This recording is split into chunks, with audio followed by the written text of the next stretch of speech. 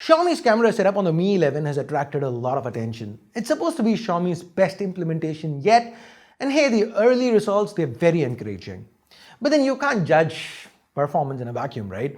Everything's got to be relative to something else, and Apple's cameras are usually the ones to beat. So how does Xiaomi perform in comparison? There's 9 extra megapixels for the primary, 108 versus 12. Is this even a fair fight? Will Xiaomi's optics blow Apple away, or well, let's just leave it at or.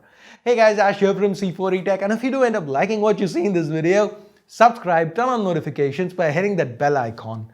Let's now get started. So guys, starting with a disclaimer, I'm not going to be looking at Apple's telephoto or Xiaomi's macro here. We are going to be comparing the primary and secondary along with the selfie snapper. So primary is the Mi 11 has a 108 megapixel sensor. You know how both the S20 and S21 Ultras, they get Samsung's 108 megapixel sensors. The S20 Ultra has the first gen, S21 Ultra has the third gen. The Mi 11 has Gen 2 of the same sensor. So from a sensor perspective, it falls right in between the S20 and S21 Ultras. Now do note this is not Nona binning. So the shots by default are not 12 megapixels but rather 27 megapixels. So it's 4 to 1, and the pairing is with a f1.85 lens that is optically stabilized. The iPhone 12 Pro on the other hand, it has a 12 megapixel sensor. This is optically stabilized f1.6. So now let's start with images shot in the day. At first glance, the iPhone appears to be a little noisier. Look at the dark spot under the bridge. But it is also worth noting that the dynamic range is a tiny bit better on the iPhone. While the details in the dark spots are about the same, there's better capture of the highlights. Just look at the face of the building.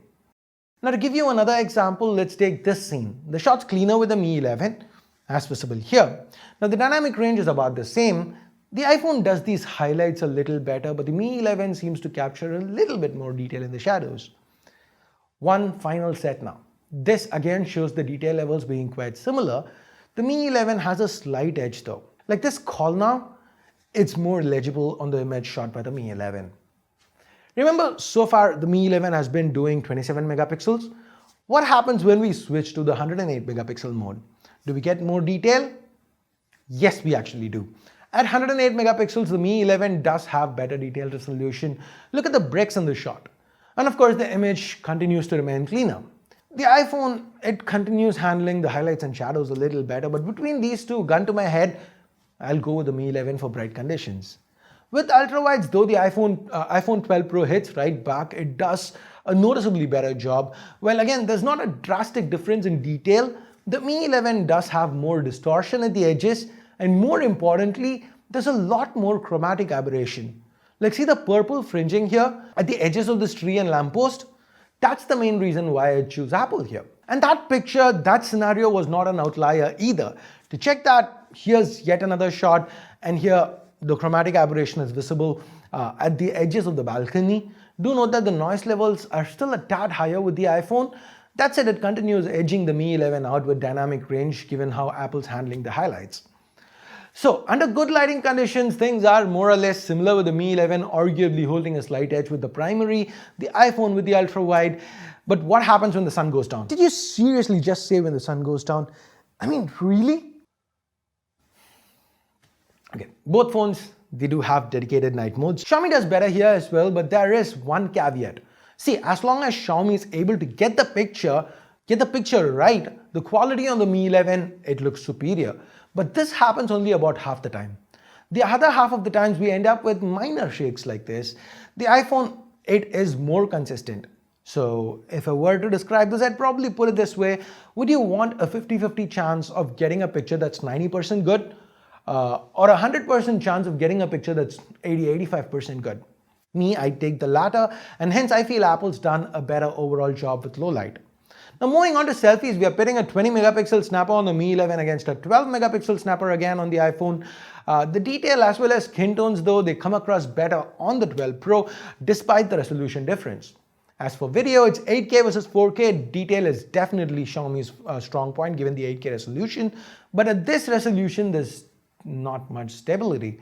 Drop to 4K 60, and just like with the iPhone, you can see the stability, it's on par, but Xiaomi seems to crop a little more for that stabilization. Barring this, the clips are pretty evenly matched, though the color science is a little different. I'd actually say Xiaomi gets an edge here.